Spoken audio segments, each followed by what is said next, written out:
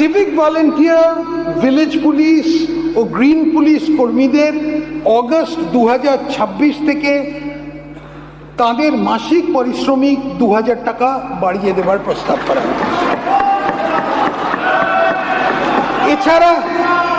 এছাড়া হোমগার্ড ও এনভিএফ কর্মীদের মাসিক পারিশ্রমিক 2000 টাকা বৃদ্ধি করা হচ্ছে।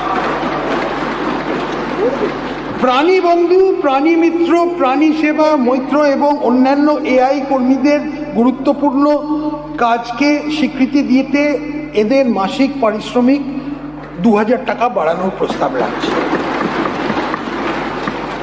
Village resource persons, vector control team, vector surveillance team, এদের দৈনিক পরিশ্রমে বর্তমান হার যথা 200 টাকা ও 175 টাকার উপরে আরও 100 টাকা বৃদ্ধি করা হবে।